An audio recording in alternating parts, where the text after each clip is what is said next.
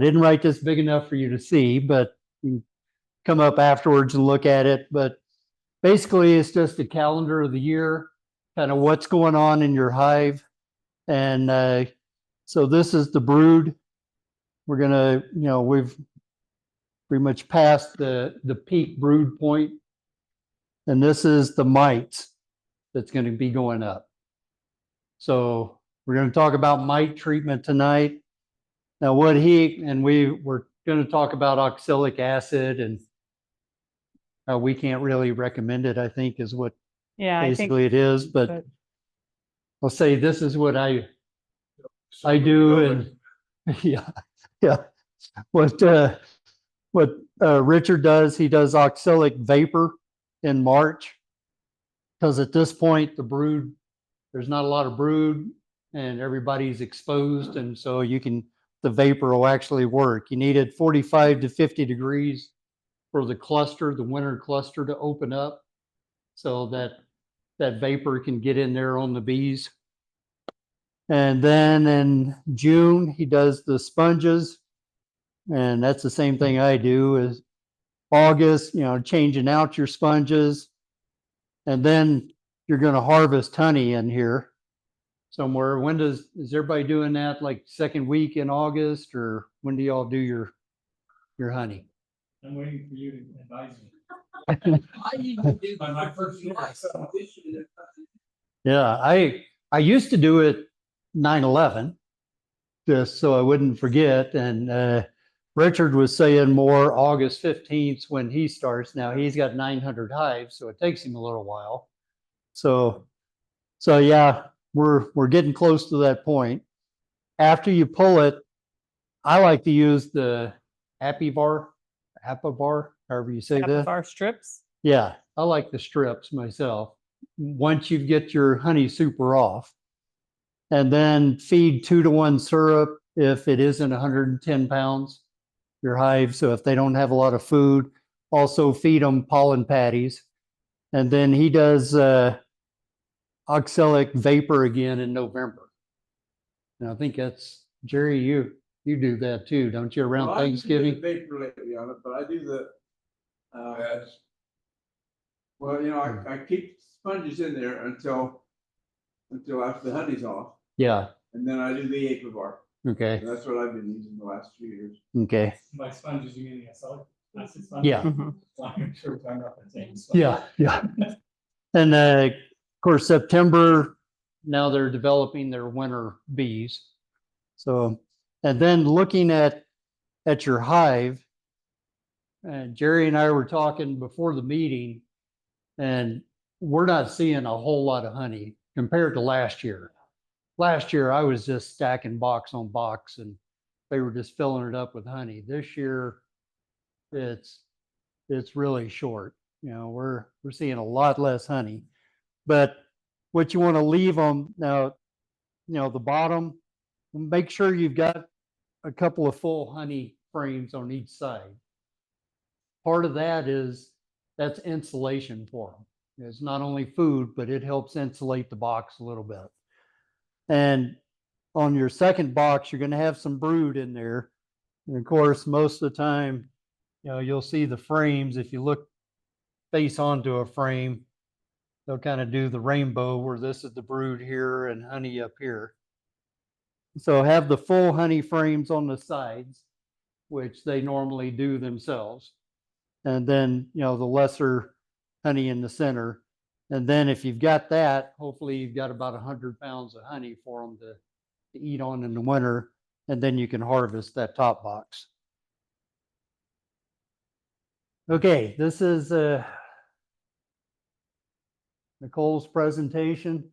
And Nicole where's she at? California, visiting parents. Yeah, so she was nice enough to do the presentation for us. So Nicole, if you're online, you may need to help us. So Julie and I are going to try to fumble through this. Okay, so tonight's agenda: announcements around the apiary and question and answers. So we're going to talk about mite treatments and the legality of the oxalic acid sponges in Utah. That seems to be a moving target for us. and then honey extraction options. Next month, we've got Blake Shoup from, can't think of the name of his company right now, but he's got a large company down in Texas, got one in Dallas, one in Houston, the bee company. And Desert Creek, Bee Supply, that's the name of it. They have some good deals. So I go through, I buy stuff from him quite often. But he started out, he was a youth beekeeper, won a box, just like we're doing this year with a couple of kids, and got the passion for it, and now does tens of thousands of hives. And along with running a couple of companies, he takes hives all over the nation, so he, very knowledgeable kid, great guy. So he'll be our speaker next month. Okay, resources for bees, WBA membership. Assuming everybody is a member here. And there's the different ways you can pay it. And we're going to put all this on YouTube, right? All right, how many of you new? I see, I thought so. I see a few new faces. So welcome. Well, actually, yeah, first let's talk about like, welcome to the meeting. We are very informal. If you have a question, jump in. You don't have to wait till somebody stops talking. Just raise your hand and be like, wait, stop, I have a question about that. But yeah, thank you and welcome. Now, do you have hives already, or do you? How many? One. Cool. Then this year I have 2 boxes that are pretty full. I just put my super on. Oh, good. They just got there, so I'm here because I don't have so I'm here to learn as much as I possibly. We barely have a clue, so.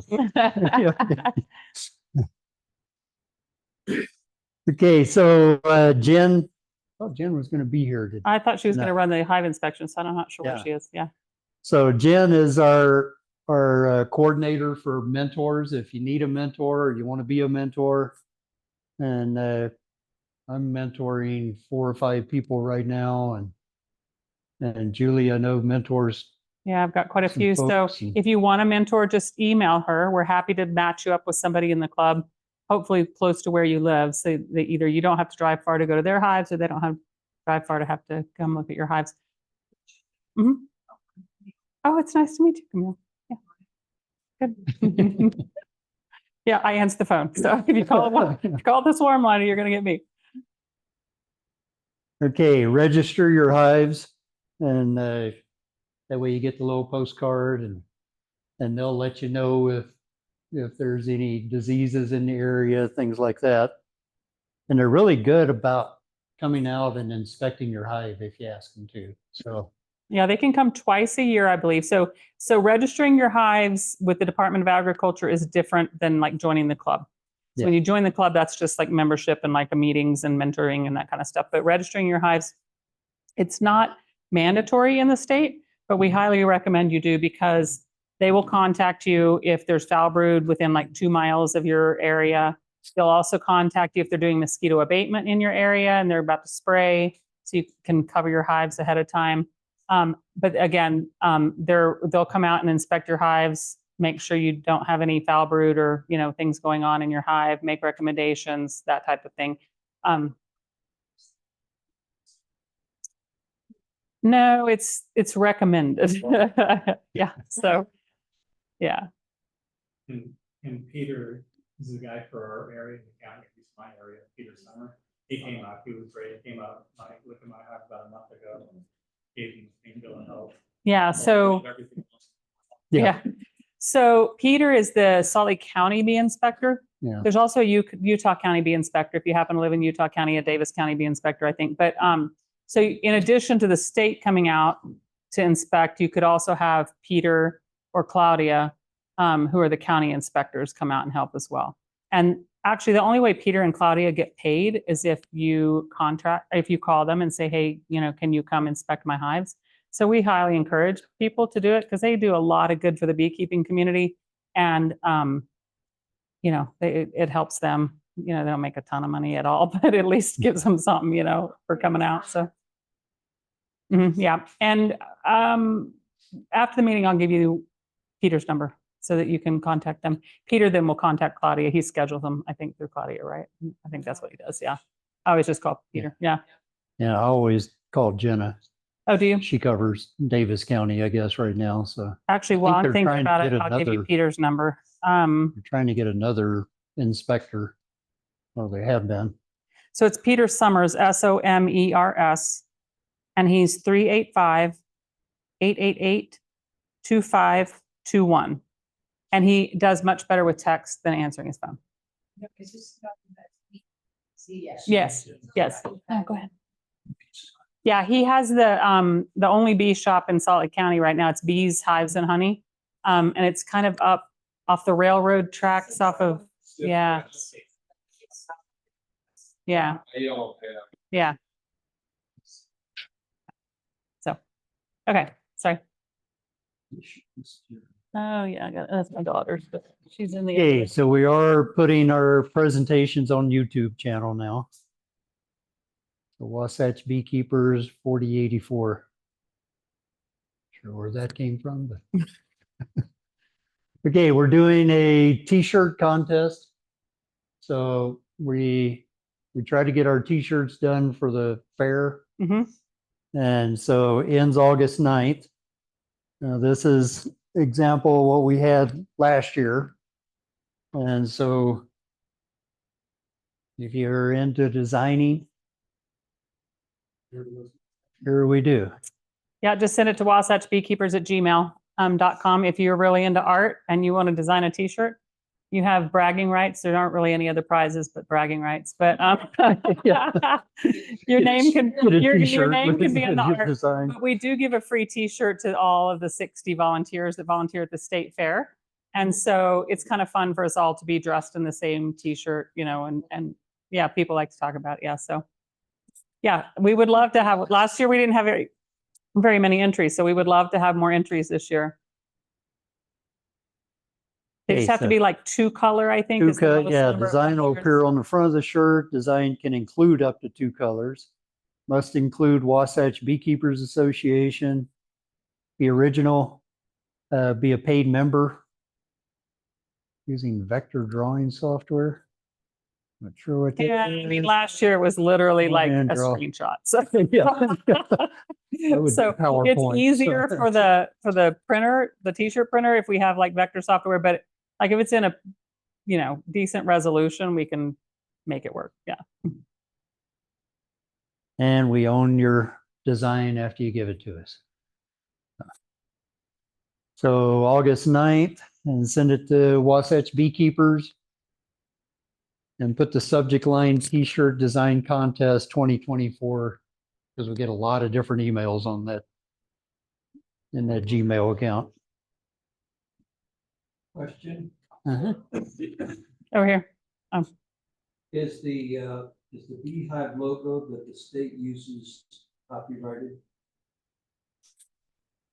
I'm not sure, probably. Like the flag, the state flag, or what? Yeah, I see on all the highway patrol cars. and- Oh, Oh, probably, I would imagine, but it's just a hive. I mean, it's just Yeah. a skep. It's a bee Yeah. skep. Yeah. So it's just a bee skep. So you can include a bee skep in your drawing or a regular hive, whatever. Highway. Yeah. Yeah. On a t-shirt. Yeah. Okay, upcoming public events we have the Bug Fest coming up August 10th and 11th. And we have 3 volunteers needed. So talk to Julie at the end of this. How Yep. many If people you, do we have already working that? I don't know, Nicole has that list, but I think it's basically 3 shifts, and I think we have 3 or 4 people per shift. So we just need like 3 more. Yeah, it's 2 to 5, 2 to 5. noon to 3, or Yeah. 3 to 6. It's up at the Natural History Museum. It's amazingly fun. It's lots It of is. kids. And it's, oh, were you?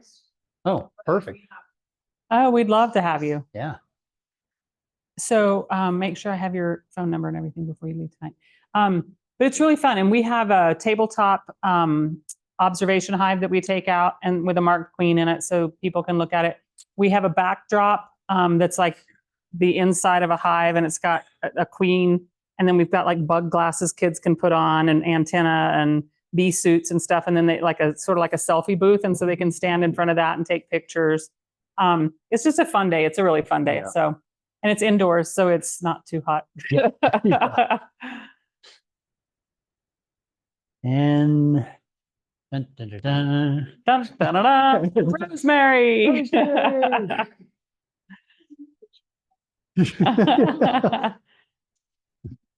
Well, yeah, Paris is up and are looking for a lot of volunteers.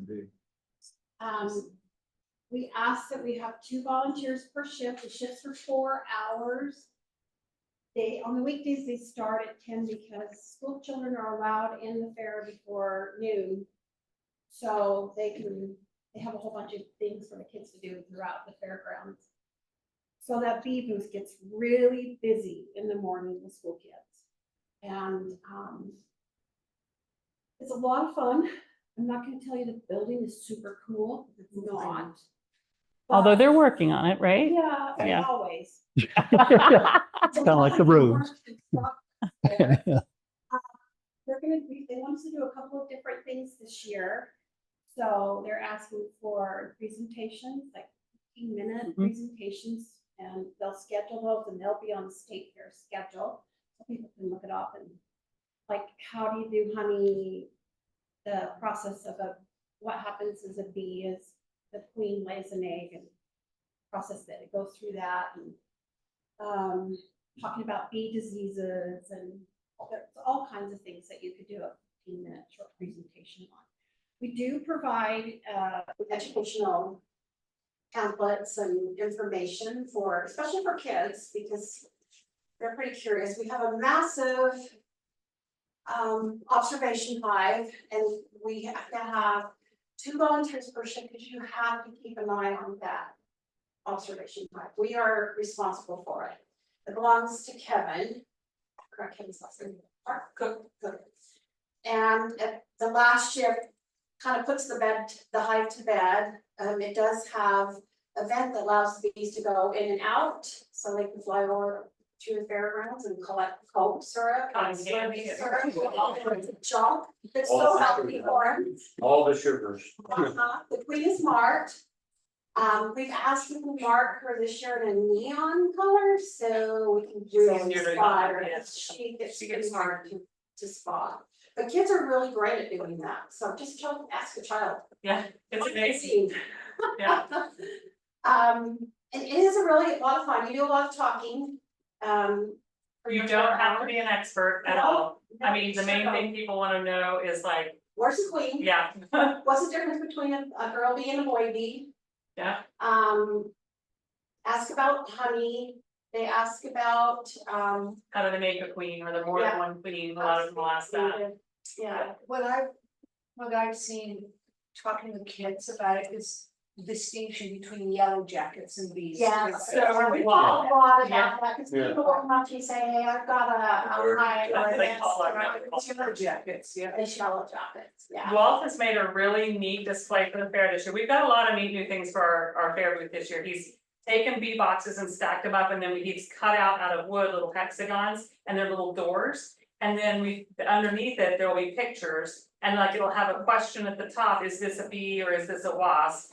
And then you open up the little doors, it's like a little quiz or a little, and it's got questions on all 4 sides, so I think it spins even, I don't even know. But anyway, so multiple people can be doing it at one time.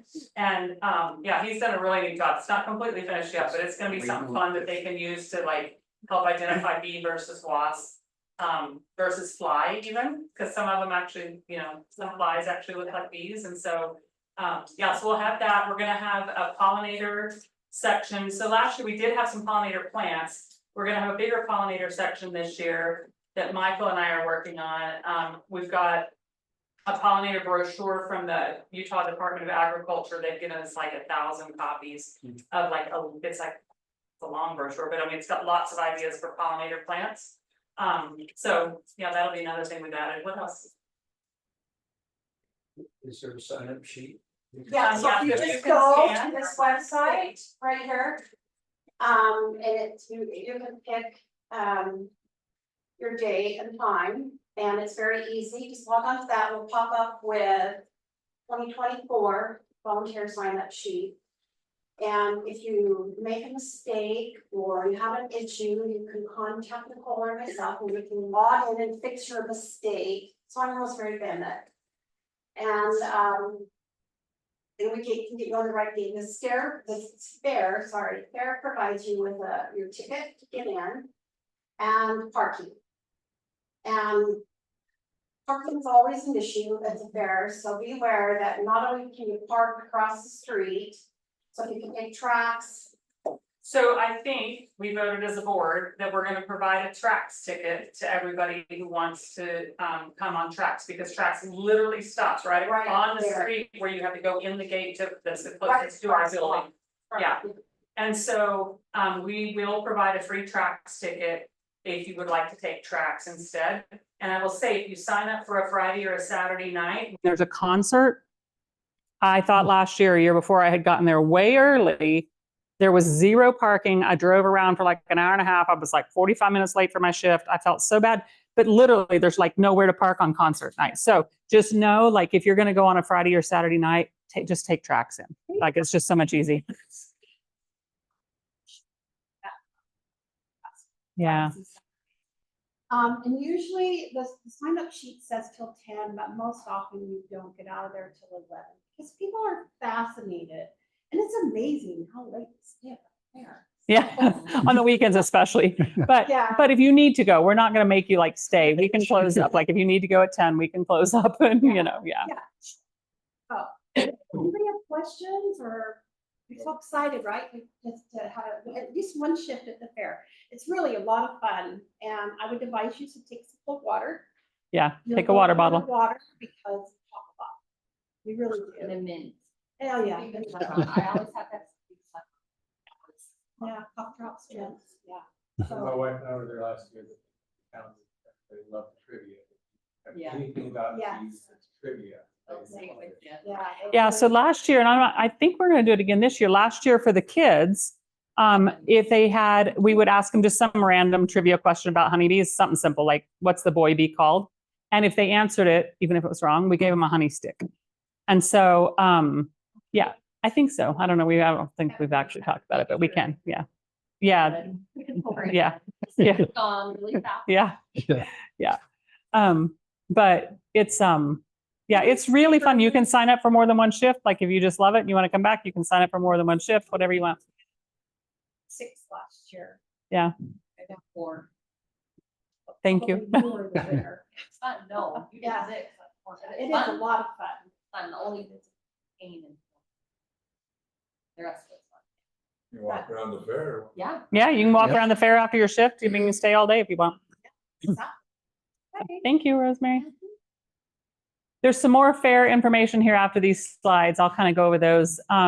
The fair has actually got some paid positions this year. So if you're looking for to earn a little bit of money, they're looking for honey judges.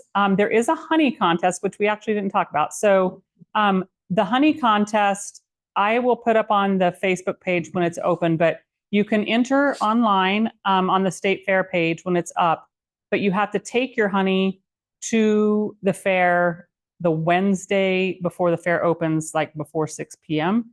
And so, but we're trying to figure out a way, if there's a way, like at our meeting or someplace, that everybody could bring their honey to one place, and then one of us would just take all of it together if you registered online already. But the honey contest is really fun. But if you'd like to be a judge and you fancy yourself a honey connoisseur, you will get paid $40 to judge the honey. I believe you have to be available the first morning of the fair, which is Thursday morning, for about like 4 to 5 hours. So that's a paid position. Okay. Next. Judges for all sorts of arts. This is actually, you just need some basic knowledge of, like, it could be knitting or crochet or like anything that the fair has entries for, pies, whatever. If you want to be a judge, they're paying for judges this year. So if you have an interest in it, reach out to Sakura. at that email address. And then the next one is actually, it's kind of a big job, but it pays more. If you really would like more money, you can set up pavilions on September 3rd and 4th, $15 an hour to set up pavilions. Lunch is included. You get free entrance to the fair. The job descriptions and applications online there at that website. In the field that asks you what position you're applying for, just put ag setup, Sakura Galegas. And then there's another one that is this one. It actually pays a flat rate of $2,600, which I did the math because I was like, that doesn't seem like much for all those hours, but it comes out to about $12.50 an hour, I think. So it's not the greatest pay, but if you want $2,600, setup days on the 29th to the 4th, and then working during the fair from the 5th to the 15th from 10 a.m. to 11 p.m. Yeah, And that's so basically sitting in the building monitoring yeah. what's going on with the building. Yeah, so it's not, you really don't have a job. Like you're literally sitting in a building, just making sure people aren't stealing the entries and, you know, just not causing problems, you know, that kind of stuff. So, yeah, so we actually this year are going to have a box built for the honey contest because last year people would, well, last year wasn't too bad, but people like to pick up the honey contest jars and they're like, oh, is this for sale? Or, you know, like, yeah, and they like to open them and stuff. And we're like, stop. So we're going to have a big acrylic case this year that's got a light in it for the honeys. And so that, you know, people can't just reach in and pick up all the jars. So, but not a bad opportunity if you are looking for something to do. Yeah. Yep. And you know, the fair is fun. People are really interesting at the fair. So, Well, and what do we have to do? So we get a lot of kids that are coming to look at their entries. Yeah. Yeah, and our bee area is always busy. Yeah. And it's like the giant pumpkin entries, and it'll also be the, you know, the vegetable entries and the garden, the horticulture, the flower entries, things like that. So it's not a hard job. It's just a long job. Okay. Varroa, this is all you.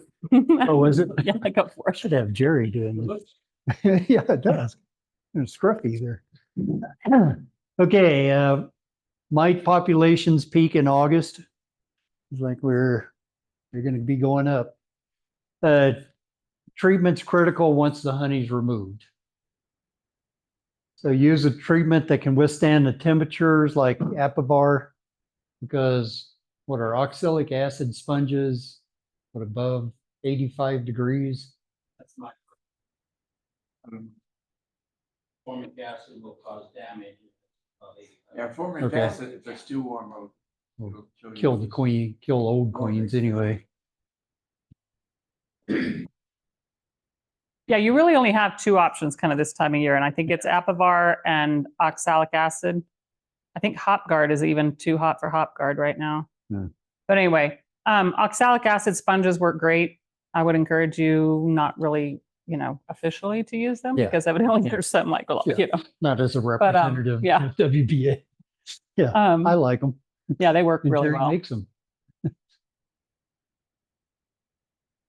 Okay, again, making the treatment critical once the honey's removed. Apistan and check mite are no longer viable due to mite resistance. HopGuard can be somewhat effective. Test for mites after the treatment. Formic Pro is not safe when temperatures are above 85 degrees. There we go. Oxalic acid drip and vapor are effective only during the broodless periods, because it's not going to get in the cap cell, of course. Apivar is currently the most effective, reliable treatment at high temperatures, but you don't want it with your honey on there. Once treatment has been removed from the hive, wait at least 2 weeks before adding honey supers. Okay, oxalic acid sponges. Many sponges contain antibacterial and antifungal chemicals. Some are flame retardant. And so the EPA Office of Pesticide Programs has denied approval. Oh, is that why? I guess so. Use of cellulose sponges because of unknown effects. So it's not the oxalic acid itself, I guess, that they're worried about. It's the sponges we're putting them on. I think it's only because some of the sponges do contain like pre-moisturizing ingredients and like flame retardants and stuff like they're saying. So like, but you can get all natural cellulose sponges. So, I mean, that's what I buy when I make my sponges. But yeah, Online. on Amazon. Yeah. And the ones I get are, I think, called Eco, Brew. yeah, Eco Guru. brew. Yeah. And then the oxalic acid. Get that online and the vegetable. Guru, Guru. Glycerin. Yeah, you can buy glycerin on Amazon too, and you can buy the oxalic acid. Oftentimes it'll be listed as wood bleach, but it should be like 99.5% oxalic acid. You can get like a 10-pound bag for very little money, and it'll make sponges for years. But yeah, right, yeah, it is. The recipe for sponges, not legally, but the illegal recipe for sponges is equal parts of oxalic acid by weight to glycerin by weight. So you warm your glycerin up to 165 degrees. It should be 55 grams of glycerin to 55 grams of oxalic acid per sponge. So if it's a pack of 10 sponges, you cut the sponge into 3 pieces. 3 pieces will treat 1 hive if you've between 2 brood boxes, if you've got 2 brood boxes. Cut your sponges first because you don't want to do it after you've soaked them. Cut your sponges first into strips, and then warm up your glycerin in an old pan. Don't use any pan you want to use again. Yeah. And then once it's 160 degrees, then add your oxalic acid powder to it, stir it till it's clear, and then soak your sponges. And then you can put your sponges into a Ziploc baggie or something, they'll keep a long time. You can make a big batch and they'll keep. What'd you say? Yeah, you're supposed to wear a mask because if you get your glycerin too hot and it like has fumes, yeah, it vaporizes you. Yeah, you'll choke to death. You'll know. You'll know right away. It's not going to kill you, but it's not going to be fun. So yeah, just be careful. So you don't want to mix the stuff before you heat it up. No, heat your glycerin first and then very carefully sprinkle your oxalic acid powder into it and stir it up. And stir it till it's clear. Turn the fire off. Oh, that's a good idea. Yeah. It's all right to put those sponges in before you harvest. Yep, Yeah. you can have sponges on. Yep. It's considered organic, so. Yeah. And Sweet sponge, isn't it? yeah, Yeah, Swedish Swedish sponges. Yeah. So don't use your bee gloves, your leather bee gloves, to put them in the hive because they will eat a hole in your leather bee This gloves. is The caustic. acid will eat a hole in your gloves. It's a caustic Yeah. material. So, I mean, not immediately. It's not going to be like some crazy movie, Yeah, it's but it will. wood bleach. Yeah. And if you look at your hands and say, my goodness, my hands are white. Yeah. But anyway, so just be careful. You put some rubber gloves or something on to get them out of there and put them in your baggie and then put them on your hive. Yeah. Yeah.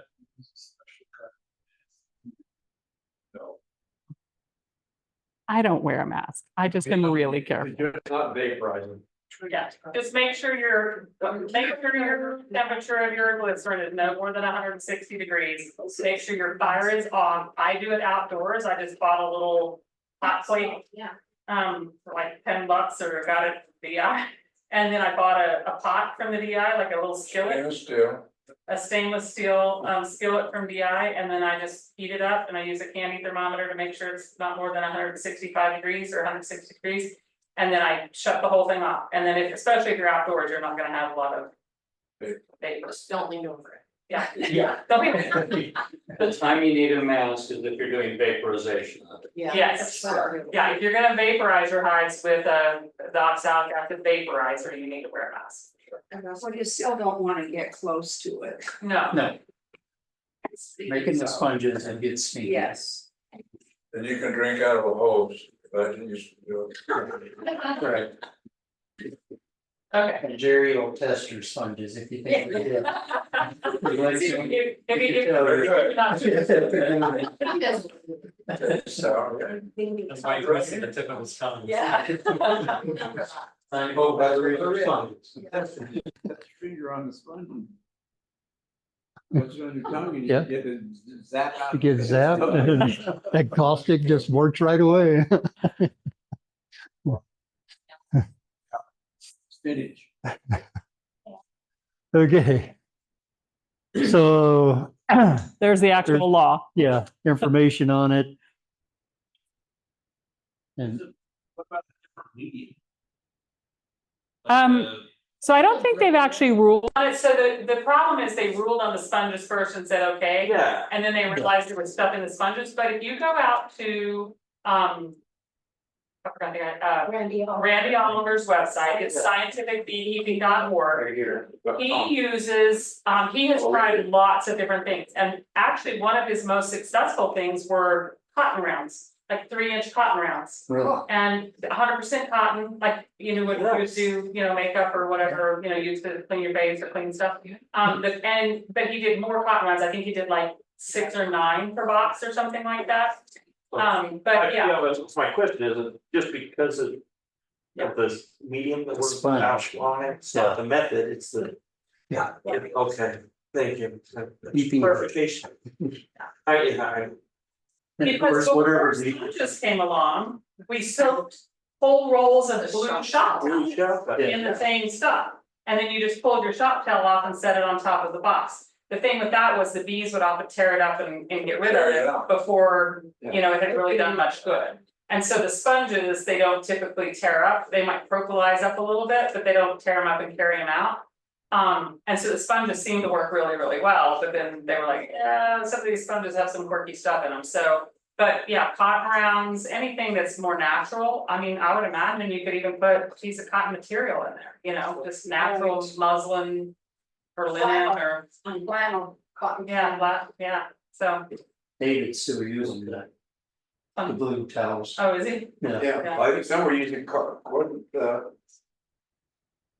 of the South American governments using cardboard. Oh, really? Cause I think Randy's tried the cardboard and it didn't work out as well, but. Just kind of like use what you got. Yeah, I would think a washcloth or a piece of flannel, cotton flannel, you know, something like that would work, but as long as it's not like dyed with a pattern and has a lot of, you know, dyes or something in it. I'll have one of those Swedish sponges would work. Yeah.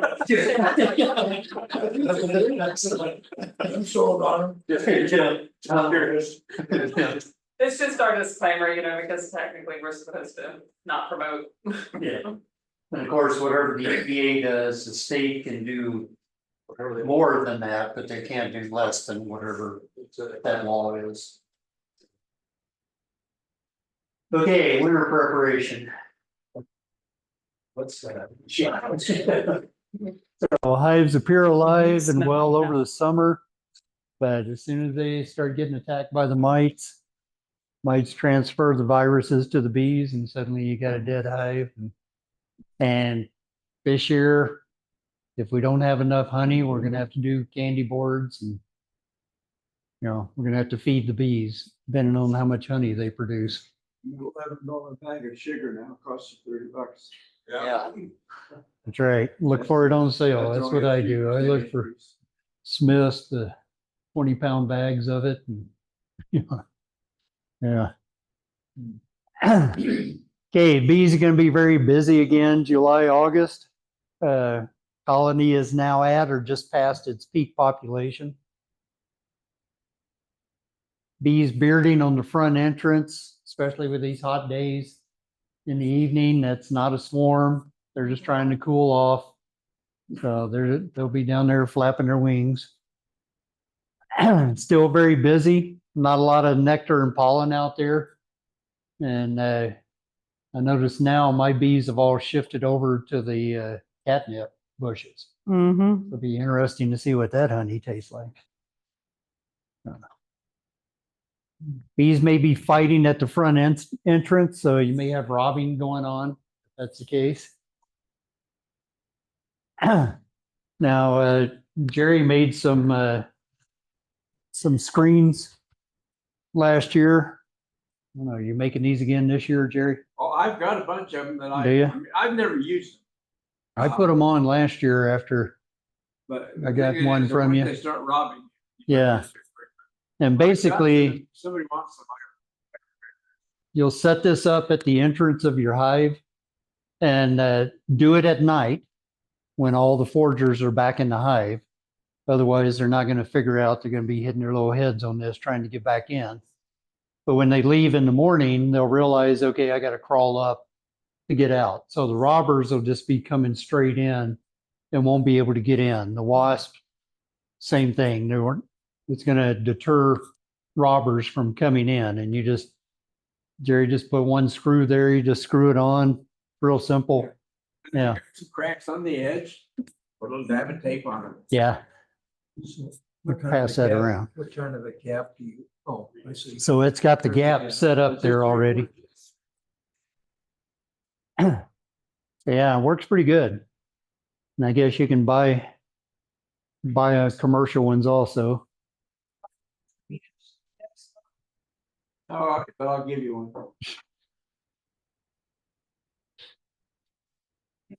Jerry's a good resource as a new beekeeper to get to know.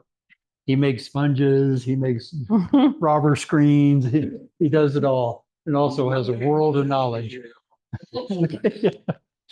Paid $380 to the Ogden Farmers Market for booth, and it just sits there empty. If somebody wants a space at the farmer's market, I'll make you a good deal. Question online, how can we buy from Jerry? Oh, how to buy a robber What's your screen, phone Jerry? number, Jerry? Well, why don't we see if we can either set up a time to pick some up from you, Jerry, or pay you for materials if you want to make some for the club, and then I'll bring what I have, you can do that. okay. I would be happy, if you don't want me to pay you for it, I'd be happy to tip you. Well, they're easy to make. I don't have to go to them. Gratuitous exchange, right?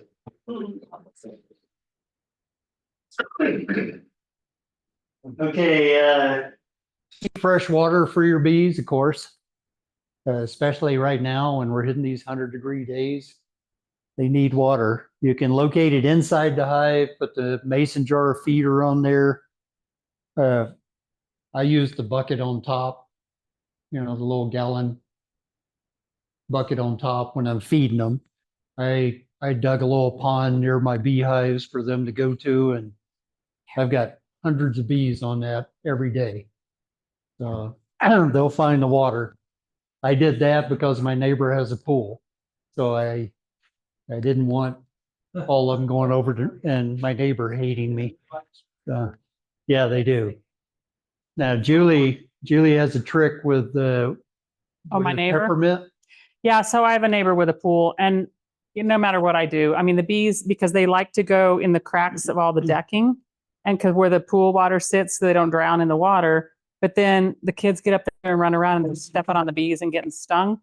So I bought her a big quart bottle of peppermint oil, and if you mix peppermint oil in a spray bottle and just shake it up really good, you have to kind of keep shaking it because the oil doesn't mix with water, right? But if you keep shaking it, and she sprays the perimeter of her pool and the deck area, and the bees don't like the peppermint scent, and so they stayed away from the pool. I just have to keep buying her a new bottle of stuff.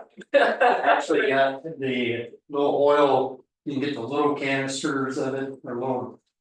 Like, yeah, you can get like doTERRA and stuff, but they're Yeah. like, no, go on Amazon and it's like a quart bottle for like $8 or something. I got one of those little ones at Walmart, and it was like $5 or Yeah. something. And whenever we're eating outside, I just sprinkle that around the deck area Yeah. before, so keeps the bees away. The easiest is just a little container with drops in it, so they can get on the rocks and get down to the water without drowning, and that's what I do next to my hives. And I've taught my neighbors with the swimming pool about bees, and so now they catch them out of the pool and let them go. Oh, good. Yeah. So, okay, good neighbor, so. Yeah, exactly. And of course, don't put your water, we've talked about this before, right in front of the hive, because they normally fly up So put it a little ways away from the hive so they can find it. Keep checking for mites and looking at the brood patterns. And I don't know if you're gonna get any late swarms or not. I haven't had a swarm call now for a month, so, poor Jim is still working on cutouts. We've had probably 50 cutouts at least this year. So yeah, he's still working on cutouts. It's been, yeah, I feel bad for Yeah. him, but, yeah, it's just been crazy. He opened up the side of a shed, on a guy's, it was a pool house actually is what it was. And he opened up, he just took like the middle boards off, and then he went up, up, up. And I mean, it was probably 8 feet tall and probably 6 feet wide, just of honeycomb just packed in there. But it was like long sheets. So it was only packed like maybe 3 combs deep, of the space in the wall. But then it was these long sheets of honeycomb, just all, it was crazy. But yeah, he's been very busy. Okay, provide shade during the hottest part of the day so they can cool the hive. You can also put popsicle sticks or pennies or whatever between the boxes if you want to give them a little more ventilation. The bottom board, if you've got the screen board, that helps ventilation too. So too much heat will cause the bees to spend all their time cooling the hive instead of getting nectar to make honey. Add supers to alleviate crowding. Of course, once you've got 8 frames that are full, then add a box to it so they've got room. And hopefully we get to harvest our honey. We're lucky. Yeah. Do you have honey? Did you get much honey? Really? 2 full super. Oh. 2 full.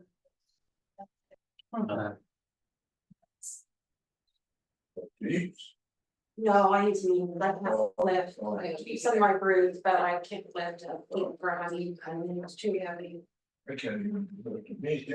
Well, I can lift a medium, but barely. So our nectar flow, if you've got a good nectar flow, you're going to see fresh wax on the cone top bars. And it's interesting to see this because I've got a bunch of different hives, and each hive is a little bit different how they build. I've got one that they don't even hardly build on the frames. They just want to build on everything else and just make a big old mess out of it.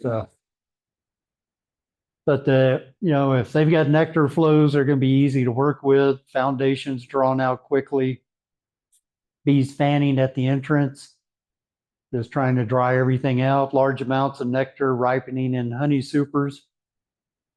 And if you're in nectar dearth, which that's going to be our topic next month, little or no new wax. Bees are feisty. I like that. They're just mean. After working with them for 10 to 15 minutes, foundations ignored, bees are bumping into you when you're near the hive. And do y'all sit out near your hives? Yeah. Have you noticed? Well, mine hit me in the back of the head when it's time to leave. They'll let me sit there 15, 20 minutes or whatever and watch them. And then pretty soon I'll get a couple of them hit me in the back of the head. And it's like, okay, time to move on. Yeah, they didn't bump me. Yeah, when they come in bottom first, it's a little rubber. Little nectar in the hive, right? Still time and nectar for our bees to make honey before the end of August. Leave all the honey in the brood boxes for the bees. So that's what we were talking about here. You're gonna normally leave 2 boxes for them. Your hive is 1 deep. If your hive weighs less than 30 pounds, you're gonna have to feed them. You can give honey you extracted to that particular hive pack if they need it. You don't want to be swapping honey with different hives. This says feed them 2 to 1. Richard suggested, or 1 to 1. Richard suggested 2 to 1 when you're replacing nectar. The nectar or pollen, yeah. Yeah. And then spring, we're replacing pollen, so we do 1 to 1. Don't overfeed. The honey harvest. Different ways of doing it. You can brush them, shake them. I just shake them off myself and put them in it, put the frames in a box. You'll have a few bees that'll go with you to the garage, but yeah, just chase them off. You can get the bee escapes. I use both of these and they both work well, Do they? except when it's hot. Huh. The bottom one, the triangle one. Uh-huh. Can't do that because you've got your honey supers Hmm. sealed, and the only place they do ventilation is that little teeny. And then your honey will overheat them. So Jerry, The one on the top really gives the cone, so I haven't seen a plastic one before, mine are wooden. Never seen that one at all. But they work pretty well. hey Jerry, if you put an empty super under one of that, while you're just got it on for a few days under the bee escape, would that work? Because you're only gonna leave it on for a couple of days. Just to give them a little more Just put a ventilation. box on top of, underneath the box you're wanting the bees to leave. And that would give them some air. No, You're if you not wanna gonna- get some bees are gonna come out and I'll go back, I'm just, and if you only have one hive and only do 1 box, the best way really Just a shake. is to take and brush it. Brush it. We take the frame out and brush the bees off and put it in. Yeah. In another box, yeah. Somebody else holding the lid. And Yeah. Yeah. That's what we do, it's next to the lid. Yeah. when it gets to be September Yeah. and there's the nectar's not coming in, they get robbing you just, if I leave the door open for 3 minutes, I've got a room full of bees. But now, I don't think there's much honey coming in, but I'm not getting any robbing. Really. I don't know. Not enough honey to rob anymore. If anybody needs bee escapes, there's a gentleman that sometimes posts on the bee classifieds and on our Facebook page, that makes bee escapes, but I've got a ton of them, if you just wanna borrow one. Like this, Yeah, the triangle ones at the Yeah. bottom, they work well, but I worry about it when it's 100 degrees. yeah. Yeah. So spinning your honey, of course, put plastic down because it's gonna get messy.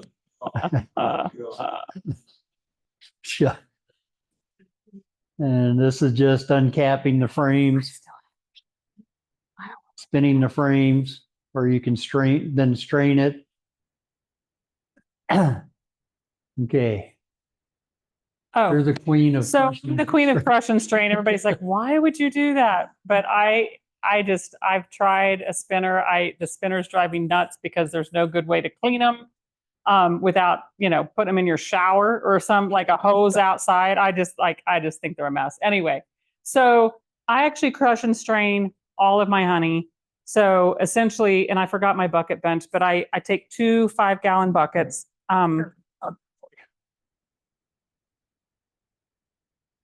One of these is really dirty. Sorry, it was sitting on my driveway, so it's not actually the one I actually use, but you're going to take 1 5-gallon bucket and cut a hole in the bottom of it.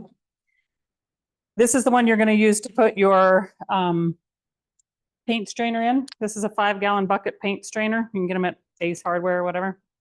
You're going to put this on the top of your bucket. And then you're going to, you can do it straight into there, but I do it in a separate pan. Take your frame and just take a spatula and just scrape all the wax and honey down from the top down to the bottom into your container. And then dump it into here, crush it up good. Like you can use a potato masher or your hands or whatever, I don't care. But crush it up really good. Dump it all into here, but not until you do this. So your bottom bucket has your honey gate on it. So attach your honey gate, make sure it's closed. Otherwise you're gonna have a big mess. So close your honey gate. And then in the lid, you're gonna cut a hole in your lid. You don't want to cut it so far to the edge that it won't support the weight of the bucket above it, but you're going to put this on there and then put this on here And then you're going to put all of your scraped honey down into here. And then once you've got it all full, you just put a lid on the top of it and just let it sit. And if you put it in a warm spot in your garage or wherever, then it drains really fast. If you put it in your house where it's air conditioned, it drains really slow. So I usually just put it in a warm spot and it will drain really quickly and then right down into your bottom bucket. And then you can, and it's clean enough at that point, you don't need to strain it again or anything. And you can put it right into your jars from your bottom bucket. I do all my honey that way. I have 2 buckets to wash when I'm done. And I'm like, it's just, to me, it's just so much easier. And I've got 5 of these setups at home going right now with honey that was left over from last year up at Immigration Canyon where I had bees. And they just sit and strain. And then when I'm ready to sell honey or put it out on my porch or whatever to sell, I just use the jars and fill them right up. So I think it's easier. Amy Wilson, who used to be really involved in the club, I talked her into doing it one day. She called me, cursing me. She's like, this is not easier. What are you talking about? It is easier if your frames, just like spinning honey, if your frames are warm, it just flows like water off of those frames and it flows like water through the filter. But once it's been sitting in your house or somewhere air conditioned or cold, or it's, early fall and it's 55 degrees outside, no, it's not easy because this honey is so thick and so hard to scrape off of there. But just warm it up first. It's super easy. If you squeeze it out when it's done draining. Yeah. So what I do is squeeze it out. Just really squeeze it good. Rosemary actually last year she let me borrow like an apple press or a fruit press. It's called a honey press. Yeah. The only thing I didn't like about it is it doesn't have a very tall lip on it. And so you can't, so instead of using the buckets, like you would just put all your crushed stuff in it. And you don't even have to crush it much. You could just throw your combs and everything in there. And then you just crank it down and it just squeezes it all out. But you just can't crank it very fast because the lip on it is only like this. And so it would overflow. I was like, whoops. Yeah. So anyway, it actually, and the only other, I liked it. It was a good process. And then it just has a spigot on the end of it and I just let it run into a bucket below. But it was, I had a hard time getting the wax out of the bottom of it when it was done because it makes this hockey puck of wax. Like it's about this big around and you've pressed the whole thing down and it's made like this hard hockey puck of wax in the bottom. But with this, I just take the filter out once I feel like it's drained for the most part.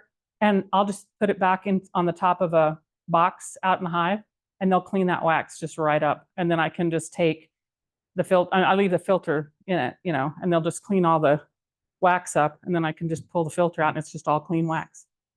So, yeah. And then I just take my wax and melt it in a crock pot with water and, yeah. Yep. So, yeah, then I just render all my wax in a crock pot with water. It's the same filter actually. So, you could use the exact same one, but I use the same type of filter and I stretch it over my crock pot and I put all the wax in the filter and then I put water in the bottom of the crock pot and then turn the crock pot on low, put the lid on it, and it just melts all of the wax out of the filter into the water, and then you just pull it up when you turn it off, squeeze it good, and then that's all slum gum and dead bees and propolis and whatever. And then I just toss that, or you can use it in traps actually, in the spring. But then once your crock pot cools off, then you've got a disc of really, really clean wax. If there was a lot of honey in your wax, you may have to do that process twice. So once it hardens, break it up, put it in a clean filter again, and let it go again. But it'll come out just, even the darkest wax comes out pristine yellow. It's amazing. Turn touch the water? Yes.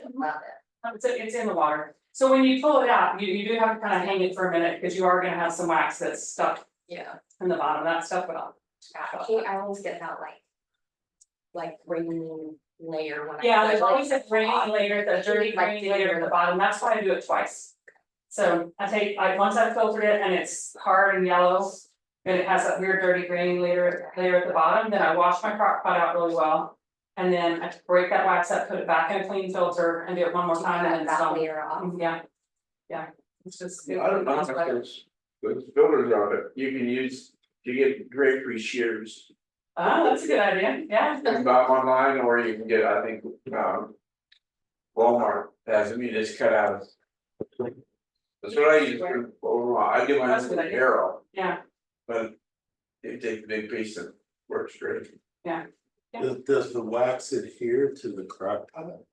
No, because you have water in the bottom of your crock pot. So it just sort of floats in there? Yeah, as it hardens, it shrinks up just a little bit and it kind of split. Yeah, if it gets stuck to the edge, you can just kind of push it and it comes loose. But don't use your wide crock pot, like go to the DI and buy it all. Get a $5 crock pot. For everything else after that. Yeah, How long do you put it in the crock pot for? just till it melts, and so you don't want it on high because wax melts at 180 degrees, I think. I don't wanna boil it. Yeah, so you don't wanna boil it. So it takes, a couple hours at a low temperature. I actually have from the DI, it was more like an electric.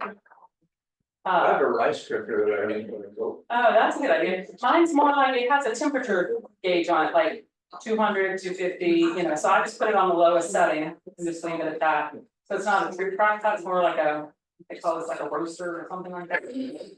But, yeah, Don't so- put it in the kitchen. no, do it outside.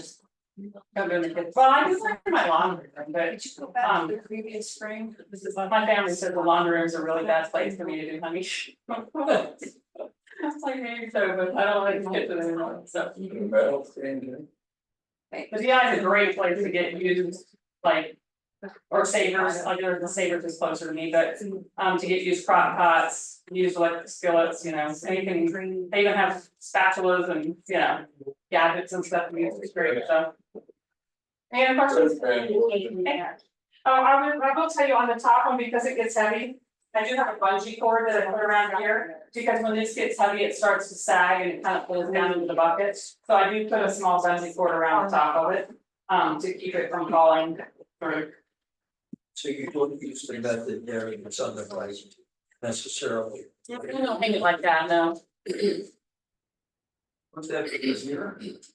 That looks like a lot of trouble to me. You don't have to figure it out, I'm all about the ease of it. And I mean, really, the thing that I really love about the bucket method is that I've got a laundry room sink that I can literally put the bucket in and clean it up and. I've got a little sieve thing to keep the wax from going down the drain. If there's extra wax on something, and it just, I used to have to load up the strainer or the spinner, and I actually would take it to the car wash, and even though I know that's not like the best water in the world, at least it gets hot water, and so I would spray it out with the power washer with hot water at the car wash. And I would take it back home and then clean it, with a bucket and. That's my husband's job. Yeah. People that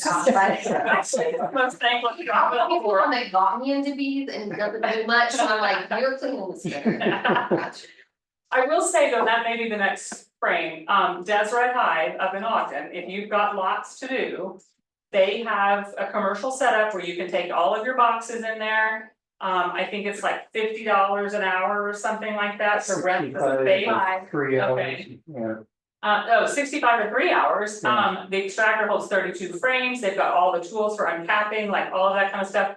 You can literally do all your honey in 3 hours in their kitchen, and then you have to clean it up, but they've got, it's all hosed down and.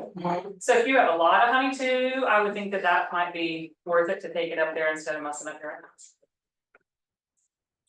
Again, all in my buckets. Keep hydrated.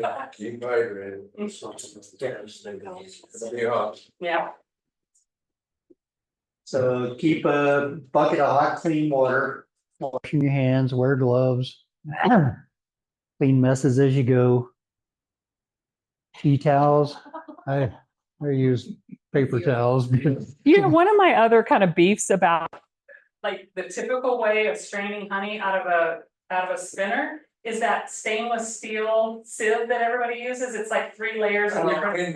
Those are terrible. Well, you can't get them clean, and B, like it doesn't seal off the top of the bucket. Right. So like if there's hair or dust or anything, it's like falling into your honey that's just been strained, and I'm like, so I actually, if I don't use these paint strainers, they make a bucket top, like when I was spinning, they made a bucket top strainer. that fit exactly around Plastic. plastic one. Now, again, they're really hard to wash if they get wax in them, but it at least fits and keeps stuff from falling down. I never really realized it till I was helping this guy and like he had dogs in his house and they moved in good shape and I'm like, oh, the hair's going in your honey. I was always drop like a thing of cat in it. Yeah. Yeah, so I don't know, I don't love the little metal things either, so that's, I'm just. So I got plastic ones. Admittedly, I'm a lot about it. Impossible. So how do you clean your bags? Throw them away. I'll either throw them, like if they've got a lot of slum gum and wax in them when I'm melting wax, I just use them, like, I'll use the same one for the dirty round of wax. And then I use a clean one, a clean one for the next round. I'll use them a couple times, but for honey, I'll use them several times because I'll just rinse them out under hot water in the sink. So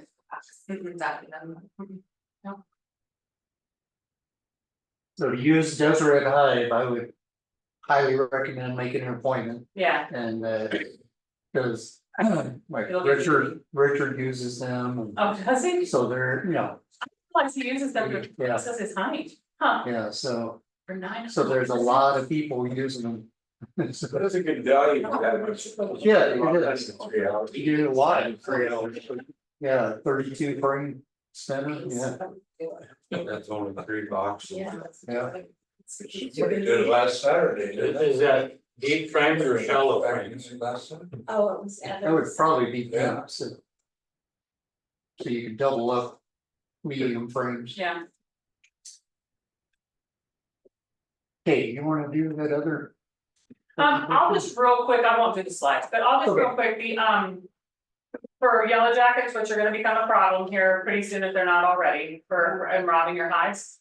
We had a presentation by Katarina DeVitt, it's out on our website, but essentially is based off of a California Parks and Rec study. Where they looked at ways to get rid of yellow jackets in their parks that were bothering people at the picnic areas. And they studied all kinds of different things, but they came up with fipronil, which is the active ingredient in Combat Max ant and roach killer. It comes in a giant syringe, like about this long, and it's a gel. And it just says like active ingredient fipronil 0.09% or something. It's not a huge percentage, but you don't want any other extra ingredients in it. So, but what I use is actually Sentry. It's called FiproGuard, I think is what it's called, by Sentry. And that's what they used in California. Katarina DeVitt uses the ant killer. It's ant and roach bait, right? And it's Combat ant and roach bait in the giant syringe. I buy Sentry FiproGuard from Amazon, and it's the same ingredients, fipronil. It's used to kill fleas and ticks in dogs and cats. But what you don't want if you get the dog and cat stuff is you don't want like, it'll say like FiproGuard Plus or flea and tick plus, and it has an extra ingredient that the wasps can smell, and so they won't take it. So you just need something with the only active ingredient in it being fipronil, whether it's the ant and roach. Oh. FIPRONIL. And then a small can of pate style, so smooth style, not chunky, cat food. And they say the stinkier the better. In the studies in California, they said ocean whitefish was the kind that the wasps seem to take best. It's kind of hard to find sometimes, but if you can find some kind of whitefish or ocean fish or some kind of cat food that's stinky, you mix about a teaspoon of the ant and roach gel, the fipronil, with a small can, a 5-ounce can of cat food. No, is it 3? It's the small can. It's about this big, whatever the small one is. You mix it in there good and stir it in good. Yeah, in a paper bowl. Yeah, because it's poison. Yeah, everything you're going to do, you're going to want to throw away. So like paper bowl, plastic spoon. Mix it up good. And then what she used was just plastic, like little party cups that were just small, that came with a lid that she bought at, Walmart or whatever. You cut holes in the sides so the wasps can get into the food. And then hang them. She put a hole in the top of it with a wire top, and then she just hung them. You need to hang them in the shade near where you see wasp and yellow jacket activity. it degrades in the sun, is the reason you wanna kind of get it in the shade somewhere. And just put, you don't need the whole can, so just put like a teaspoonful at a time. Put them out and you'll start to see, they'll come right to it. I had a yellow jacket nest in the ground, like right next to one of my hives, like you couldn't work the hive without stepping on the yellow jacket nest. I literally put a plate of it, I didn't even put it in a container, I just put a plate of it right on the ground. Near the hole where they were coming in and out. And I just left it for the afternoon because I didn't want animals to get it at night. And they came and took it right away, and within 48 hours, I didn't have a single yellow jacket. So what they do is they take the bait and the cat food and they feed it to the larvae and the queen in the colony, and it wipes out the whole colony. Within like 48 to 72 hours. Probably needs covered if you've got neighborhood cats. Yeah, so I wouldn't have left it out overnight, I I don't actually. care about that. But actually, The neighborhood yeah, cat. but to be honest, like, Two birds. you don't, 5 pounds of it. you don't want to be eating it, but it is the same ingredient that's in flea and tick drops and spray. So it's not any stronger than it would be if you put it on your pet. And so, the studies say that it's not, like, if you read all the studies, like if a cat were to eat a teaspoon of it or even a whole can of it. It's probably not gonna hurt them because it's the same ingredient that you use to put down the back of your cats and dogs to get rid of fleas and ticks. Good for now. Yeah. Hole punch works good. Yeah. Get the holes in the little. Oh, yeah, that's a good idea. Yeah, in the cups, yeah, use a hole punch to punch the holes big enough for the wasps to get in and out. It's on our website, it's under resources, if you could probably even search Katarina Davitt, Davitt online.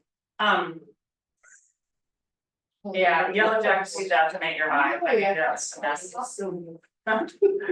So. Just keep it going ground is very false. Huh? Bees that go on the ground. Yeah.